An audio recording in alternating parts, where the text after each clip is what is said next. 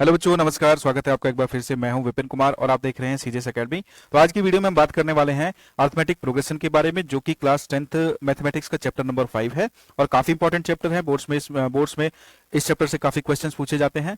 तो इसमें हम बात करेंगे, इस वीडियो में हम पर्टिकुलरली बात करने वाले हैं कि अरिथमेटिक प्रोग्रेशन होता क्या है, अरिथमेटिक प्रोग्रेशन की जनरल फॉर्म क्या होती है, इसमें कौन कौन सी टर्म्स इन्वॉल्व होती है, nth टर्म का एक्सप्रेशन क्या है, उससे रिलेटेड क्वेश्चंस कैसे हम सोल्व कर सकते हैं। फिर हम यहाँ पे और बात करेंगे कि अगर हमें किसी एपी में n नंबर ऑफ टर्म्स दी रखी हैं तो उनका सम हम कैसे निकालते हैं। तो चलिए शुरू करते हैं। तो सबसे पहले बात करते हैं अरिथमेटिक प्रोग्रेशन की डेफिनेशन के बारे में। तो यहाँ पे आप देख सकते हो कि अरिथमेटिक प्रोग्रेशन जो है वो एक सीक्वेंस है नंबर्स का। ठीक है, it is a sequence of numbers, जहां पे हर एक टर्म है ना, पहली टर्म को छोड़कर हर एक टर्म जो है पिछली टर्म में कुछ फिक्स नंबर जोड़ के निकाली जा सकती है, और इस फिक्स नंबर को हम कॉमन डिफरेंस भी कह सकते हैं। तो एग्जाम्पल की हेल्प से अगर यहाँ पे समझने की कोशिश करें तो आप देख सकते हैं कि ये एक सीरीज दे रखी है, यहाँ पे एक सीक्वेंस दे रखा है नंबर्स का, 2 है, 5 है, 8 है, 11 है, 14 है, इस तरीके से है। तो आप यहाँ पे ध्यान से देखोगे कि दो जो फर्स्ट टर्म है उसके बाद का जो नंबर है वो क्या किया है, यहाँ पे 3 जोड़ के निकाला गया। ठीक है, फिर 5 में फिर से 3 जोड़ा तो ये 8 आया, 8 में 3 जोड़ा तो ये 11 आया, 11 में 3 जोड़ा तो ये 14 आया, और 14 में 3 जोड़ेंगे तो यहाँ पे ये 17 आ जाएगा। तो यहाँ पे आप देखोगे कि हर एक टर्म जो है पिछली टर्म में एक फिक्स नंबर जोड़ने पे आ रही है। तो ये फिक्स नंबर क्या है, इस फिक्स नंबर को ही हम बोलते हैं कॉमन डिफरेंस, और इसको हम डिनोट करते हैं डी से। ठीक है, तो यहाँ पे इस पर्टिकुलर एग्जांपल में डी की वैल्यू यहाँ पे 3 हो गई। तो इसमें ये इसका मतलब हुआ कि हर एक टर्म जो है पिछली टर्म में 3 जोड़ने पे आती है। तो इसकी जनरल फॉर्म की अगर हम बात करें, अरिथमेटिक प्रोग्रेशन की जो जनरल फॉर्म होती है उसकी अगर हम बात करें, तो यहाँ पे अगर हम फर्स्ट टर्म को ए से डिनोट करें तो उसके नेक्स्ट टर्म जो हो जाएगी सेकंड टर्म, उसमें डी जोड़ने के पे वो मिल जाएगी, फिर सेकंड टर्म में डी जोड़ने पे a+2 मिलेगा, फिर उसमें डी जोड़ने पे a+3d मिलेगा, और ऐसे ये चलता जाएगा। और ये ऐसे चलता जाएगा। ये चलता कहां तक जाएगा, ये अगर ये एक फाइनाइट सीरीज है यानी कि इसमें नंबर ऑफ टर्म्स नोन है, लास्ट टर्म नोन है, तो ये ए एन टर्म तक चला जाएगा यानी कि nth टर्म तक चलेगा। और अगर ये इनफाइनाइट सीरीज है जिसमें कि लास्ट टर्म नोन नहीं होती है तो फिर ये इन्फिनिटी तक जाएगा। तो यहाँ पे ए को हम फर्स्ट टर्म से बुलाते हैं, यहाँ पे डी यहाँ पे कॉमन डिफरेंस होता है, और ए एन होती है यहाँ पे nth term of the AP. Okay, अब कॉमन डिफरेंस की बात करें जनरल फॉर्म में, तो यहाँ पे आप देखोगे कि डी निकालने के लिए, डी अगर हम निकालेंगे सेकंड और फर्स्ट टर्म से, तो a+d में से a घटाएंगे तो हमें d मिलेगा। वैसे ही a+2d में से a+d घटाएंगे तो यहां से भी हमको d मिलेगा, क्योंकि ये जो a है माइनस हो जाएगा तो माइनस माइनस कैंसिल, और 2d में से d जाएगा तो ये d आएगा। ठीक है, वैसे ही अगर हम बात करें तो a nth टर्म में से उससे पहले वाली टर्म यानी कि an-1 करने पर भी हमको d मिलेगा, जो कि यहाँ पे कॉमन डिफरेंस का एक जनरल फॉर्मूला हो जाता है। ठीक है, जो कि आप यहाँ पे भी देख सकते हैं। ठीक है, तो d इक्वल्स टू an-1 यानी कि कॉमन डिफरेंस जो है वो हम किसी टर्म को उसके पिछली टर्म से माइनस करने पे निकाल सकते हैं।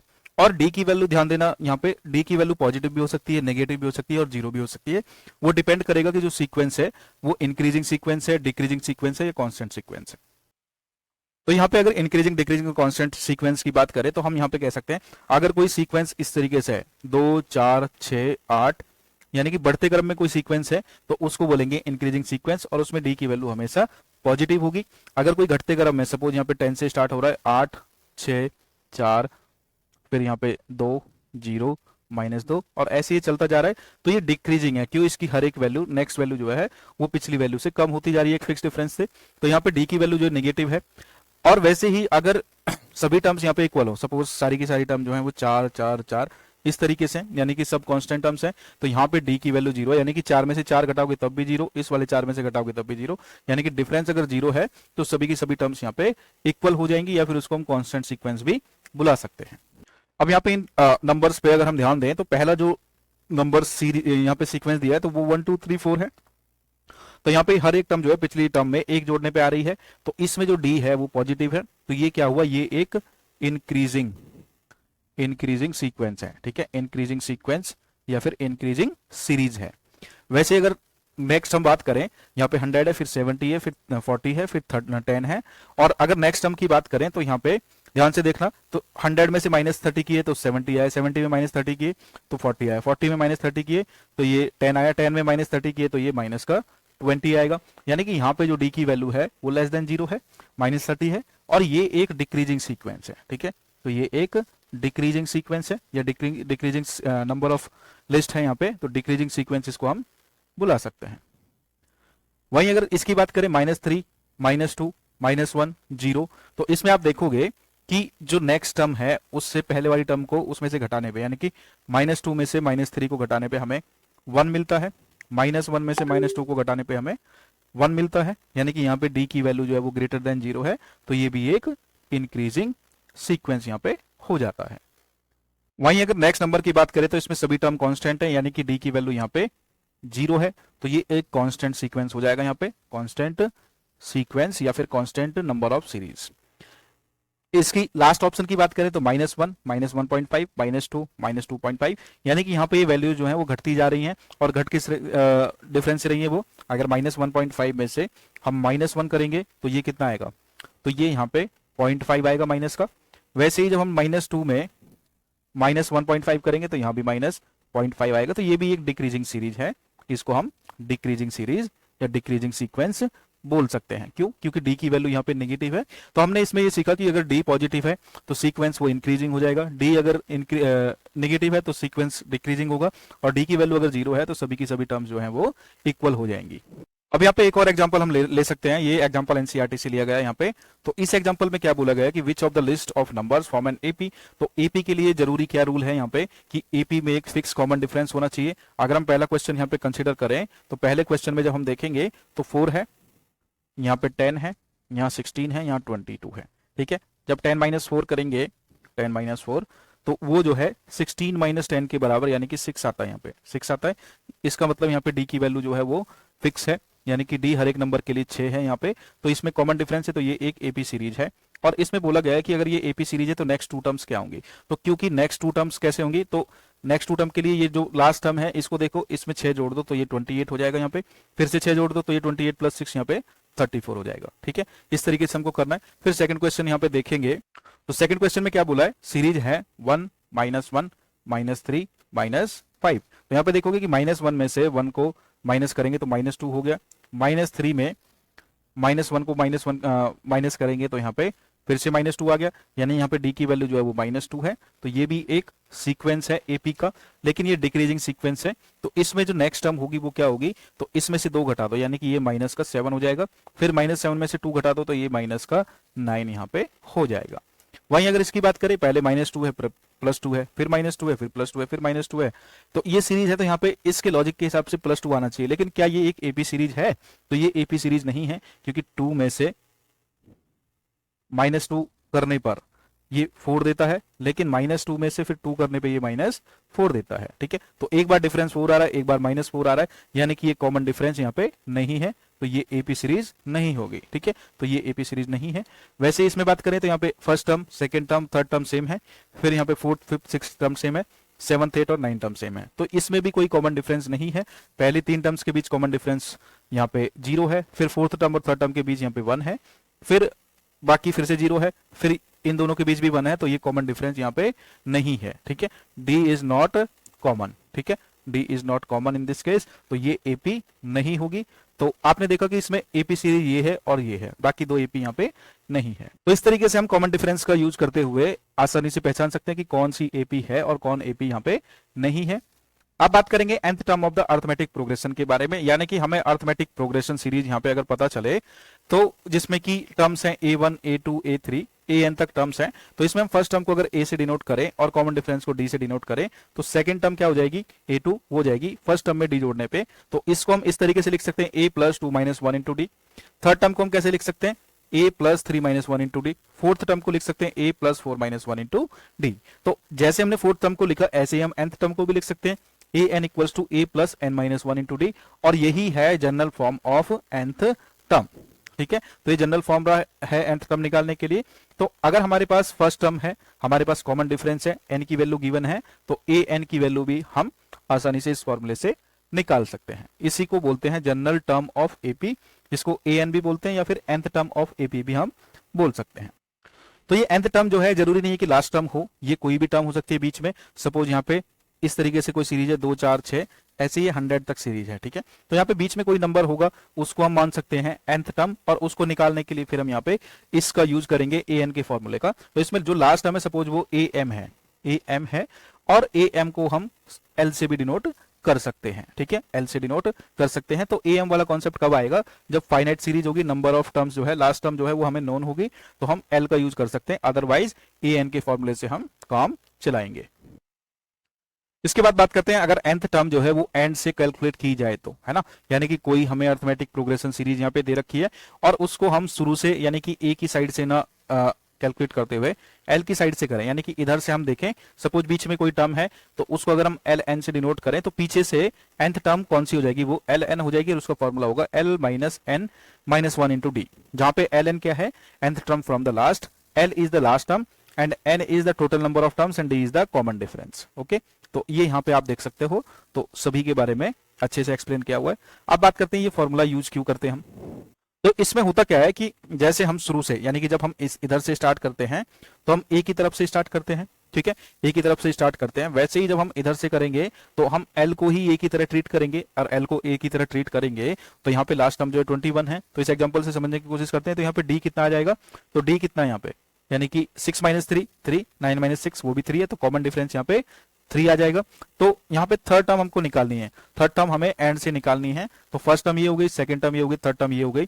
तो यहाँ पे तो दे रखा है, सपोज कहीं पे नहीं दे रखा होता तो वहां पे हम कैसे निकालेंगे, तो इस फॉर्मूले को यूज करके निकालेंगे। तो L3 equals to L minus N, N की वैल्यू 3 है, माइनस 1 इंटू 3, ठीक है। तो L3 कितना आ जाएगा, 21 माइनस 6 और 21 माइनस 6 होता है 15, तो ये पीछे से थर्ड टर्म है। तो हमारे पास सीरीज यहाँ पे अवेलेबल थी, तो हमने यहाँ पे वेरीफाई कर लिया कि पीछे से थर्ड टर्म निकालने के लिए जो फॉर्मूला हम यूज कर रहे हैं वो बिल्कुल सही है। तो ये फॉर्मूला हम आगे से यूज करेंगे, जहां पे अगर एपी सीरीज में पीछे से हमें nth टर्म निकालनी है तो L N equals to L minus N minus 1 into D, ये फॉर्मूला हमें याद रखना है। अब इसमें एक एग्जांपल ले लेते हैं एनसीईआरटी का। तो यहाँ पे एग्जांपल नंबर 8 है एनसीईआरटी से, न्यू एनसीईआरटी से। तो यहाँ पे हमें बोला गया है कि 11th टर्म बतानी है लास्ट से, और अगर सीरीज हमें दे रखी है, ठीक है। तो इस सीरीज में देखोगे कि लास्ट टर्म जो है वो एल है, एल इक्वल्स टू माइनस 62, और हमें L11 यहाँ पे बताना है, यानी कि L11 मतलब एल एन का formula L N equals to L minus N minus 1 into D, ठीक है। तो एल एन यानी कि L11 कितना हो जाएगा,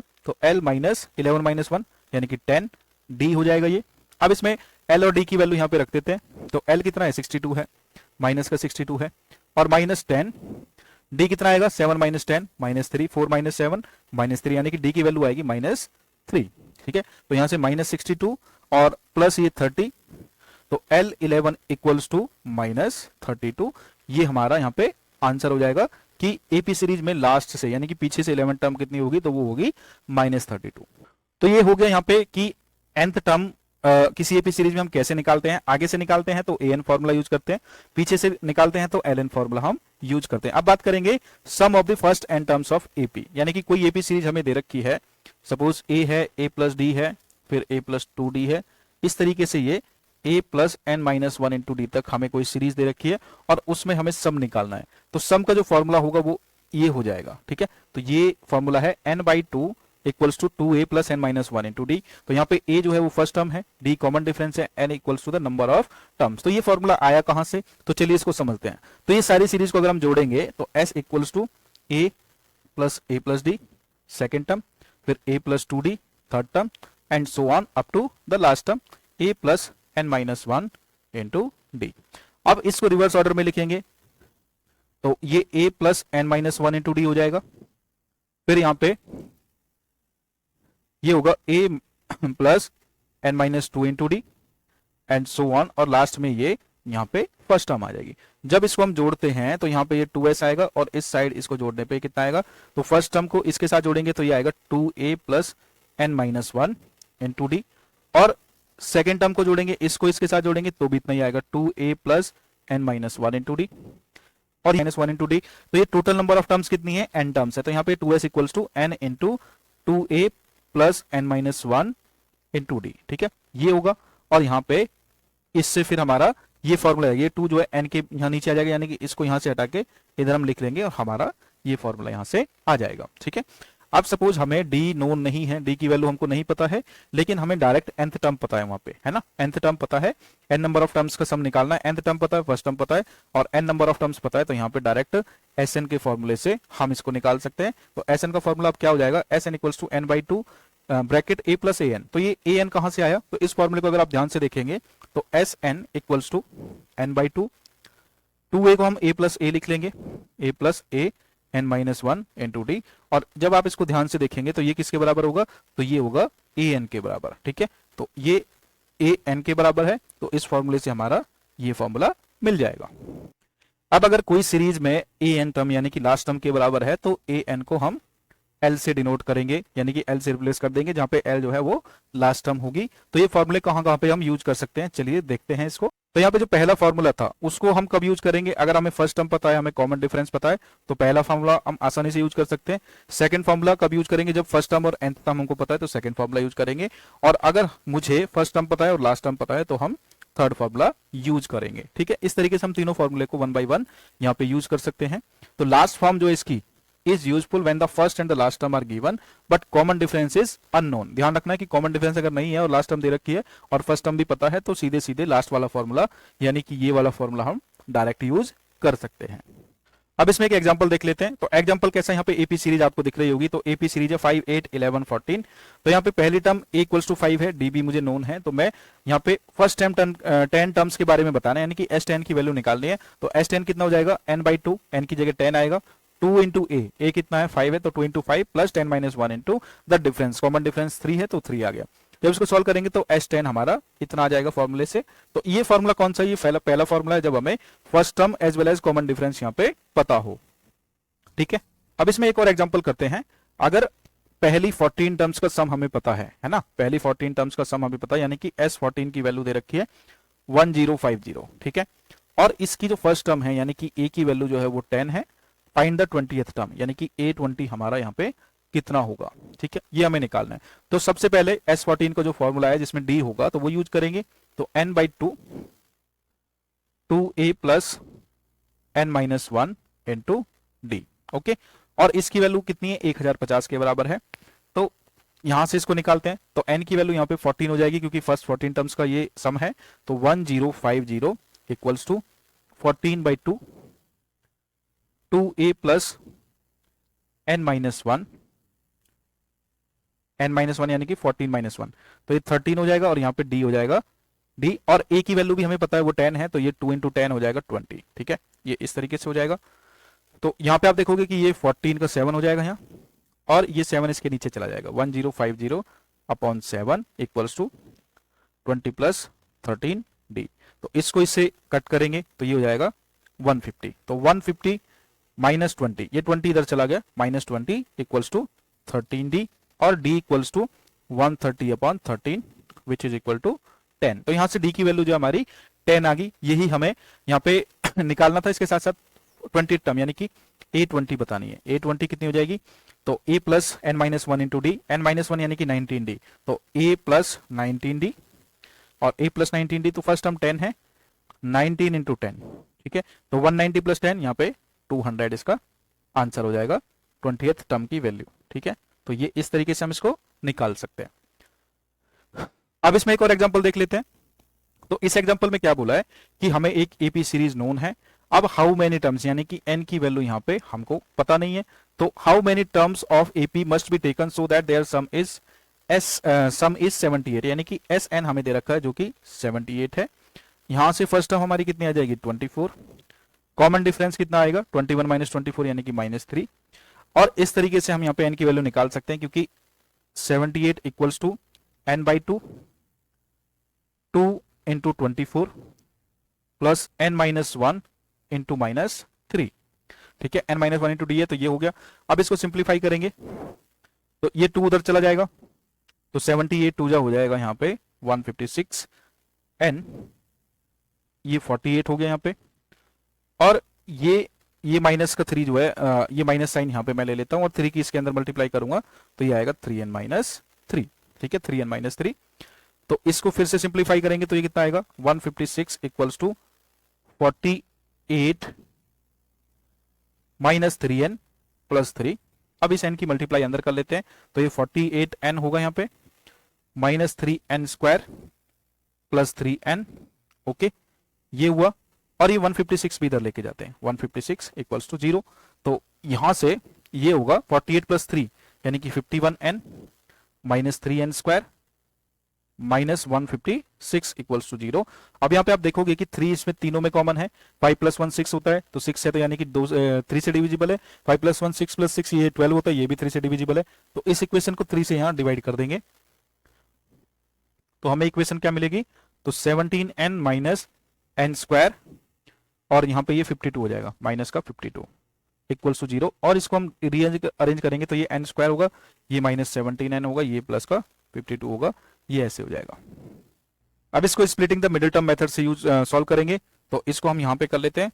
तो एन स्क्वायर, आप देखोगे कि 13 4 जा 52 होता है, 13 और 4 17 होते हैं, तो minus 13n minus 4n plus 52 equals to 0। तो यहाँ से n minus 13 minus 4 n minus 13 equals to 0। तो n की वैल्यू जब n माइनस 4 और n माइनस 13 आएगा, दोनों 0 के बराबर है, तो n इक्वल्स टू 4 भी आएगा, n इक्वल्स टू 13 भी आएगा, यानी कि यहाँ पे दो पॉसिबल वैल्यूज हैं n की, जिसके लिए ये सीरीज सेटिस्फाई होगी। यानी कि इसमें नंबर ऑफ टर्म्स जो है 4 भी हो सकती है और नंबर ऑफ टर्म जो है वो 13 भी हो सकती है। ठीक है, ये है। तो यहाँ पे आप इसको वेरीफाई भी कर सकते हो। तो इस फॉर्मूले में आप यहाँ पे एक बार n की वैल्यू 4 रख के देखोगे तो भी 78 आना चाहिए, और एक बार 13 रखोगे तो भी यहाँ पे 78 ही आएगा। आप इसको वेरीफाई कर सकते हैं और मुझे बता सकते हैं। इसमें एक और क्वेश्चन हम देख लेते हैं, जो कि लास्ट क्वेश्चन हम इसका ले रहे हैं यहाँ पे। तो ये एग्जांपल नंबर 16 है एनसीईआरटी का। इसमें क्या बोला गया है कि एक मैन्युफैक्चरर है जो कि टीवी बनाता है, और उसने जो है 600 सेट बनाए थर्ड ईयर में, यानी कि तीसरे साल में, यानी कि उसकी फैक्ट्री लगाने के तीसरे साल में उसने 600 सेट बनाए, और 700 सेट उसने कब बनाए, 7th ईयर में बनाए। ठीक है, तो यहाँ पे अगर प्रोडक्शन जो है वो यूनिफॉर्मली यानी कि फिक्स नंबर से इंक्रीज होता है हर साल, तो यहाँ पे हमें बताना है production of the first year, production of the 10th year and total production. तो production of the first year कितना हो जाएगा, तो यहाँ पे ए हो जाएगा, ये यानी कि A1 की बात हो रही है, तो ए हो जाएगा जो कि हमें निकालना है। अब यहाँ पे A10 निकालना है, और टोटल प्रोडक्शन ऑफ 7 ईयर्स यानी कि S10 हमको निकालना है। गिवन क्या है, तो गिवन में यहाँ पे थर्ड ईयर का प्रोडक्शन यानी कि A3 गिवन है जो कि 600 है, और 7th ईयर यानी कि A7 गिवन है जो कि 700 है। तो यहां से इसको करेंगे तो A3 कितना होता है, A प्लस 2D होता है, तो ये 600 हुआ, और ये होता है A प्लस 60 जो कि 700 हुआ। इसको एलिमिनेशन मेथड से हम एलिमिनेट करेंगे A को, तो यहाँ पे माइनस 4D आएगा और यहाँ पे 100 आएगा माइनस का। तो यहाँ से D की जो वैल्यू आएगी वो 25 निकल के आएगी, यानी कि हर साल जो है 25 टीवी का जो प्रोडक्शन है वो बढ़ जाता है। अब इसमें production in the first year निकालेंगे, तो यहां से A की वैल्यू निकाल सकते हैं, A plus 2 into 25 equals to 600, और A हो जाएगा 600 माइनस 50 यानी कि 550। ठीक है, A की वैल्यू 550 यानी कि फर्स्ट ईयर का जो प्रोडक्शन है वो 550 टीवीज है। ठीक है, A10 कितना हो जाएगा, A प्लस 9D के बराबर, तो A10 equals to A plus 9D, और A कितना था 550 प्लस 9 इंटू 25, तो 550 प्लस 9 इंटू 25 यानी कि 225, और जब इनको जोड़ेंगे तो ये हो जाएगा 775। तो ये 10th ईयर का प्रोडक्शन है। अब हमें टोटल प्रोडक्शन निकालना है 7 साल का। अब यहाँ पे ध्यान देने वाली बात ये है कि हमें A भी है गिवन जो कि हमने निकाल दिया है, और A7 भी हमारे पास है जो कि 700 है। तो यहाँ पे summation of first 7 years is equal to n/2 into A plus AN वाला जो फॉर्मूला है वो हम यूज कर सकते हैं। तो n मतलब 7/2, A मतलब 550, AN मतलब यानी कि AN मतलब A7 की बात हो रही है यहाँ पे, तो वो 700 है। ठीक है, तो इसको हम करेंगे तो ये हो जाएगा 1250 इंटू 7/2। इसको कट करेंगे 625 आएगा, और 625 7 जा कितना होगा, तो 6 7 जा 42 एंड 25 7 जा यहाँ पे 175, तो 4200 प्लस 175 आएगा 4375 टीवी सेट्स जो है वो 7 ईयर्स में, यानी कि S7 हमारा ये आंसर हो जाएगा। टोटल 7 साल में जो है उस फैक्ट्री में इतनी टीवी बनेंगे अगर हर एक साल 25 टीवी का प्रोडक्शन इंक्रीज होता है। तो ये एक वर्ड प्रॉब्लम थी जो कि summation of n number of terms वाले कॉन्सेप्ट पे बेस्ड थी। इससे पहले हमने टोटल 3 प्रॉब्लम इसमें की। तो कुल मिला के हमने यहाँ पे nth टर्म के बारे में सीखा। स्टार्टिंग से nth टर्म का फॉर्मूला an है, लास्ट से ln है। ठीक है, दोनों फॉर्मूले डिस्कस किए। अर्थमेटिक प्रोग्रेशन की जो डेफिनेशन होती है उसकी जनरल फॉर्म के बारे में बात की, प्लस कुछ एग्जाम्पल से हमने यहाँ पे सीखा कि डिक्रीजिंग इंक्रीजिंग सीक्वेंस क्या होते हैं, कांस्टेंट सीक्वेंस क्या होते हैं, डी अगर ग्रेटर देन 0 हो, लेस देन 0 हो और इक्वल टू 0 हो तो उसका मतलब यहाँ पे क्या होता है। तो यही सब चीजें हमने यहाँ पे सीखे। तो ओवरऑल हमने टोटल कॉन्सेप्ट इस चैप्टर का कंप्लीट कर लिया है। अब जो नेक्स्ट वीडियो हम लेके आएंगे उसमें हम 1 by 1 एनसीईआरटी की एक्सरसाइजेस को सॉल्व करेंगे और उसके साथ साथ आर डी शर्मा के भी कुछ क्वेश्चंस को साथ में सॉल्व करेंगे। तो अभी के लिए इस वीडियो को यहीं पे मैं समाप्त करना चाहूंगा, एंड करना चाहूंगा। और आप सभी से रिक्वेस्ट है, अगर आप चैनल पर नए हैं तो चैनल को सब्सक्राइब करें, अपने दोस्तों के साथ भी शेयर करें। और आप चैनल पर अगर पहले से हैं तो आपका बहुत बहुत धन्यवाद। आप भी चैनल को सपोर्ट कर सकते हैं वीडियो को अपने स्टेटस पे या अपने ग्रुप्स में शेयर करके। जय हिंद, जय भारत, वंदे मातरम।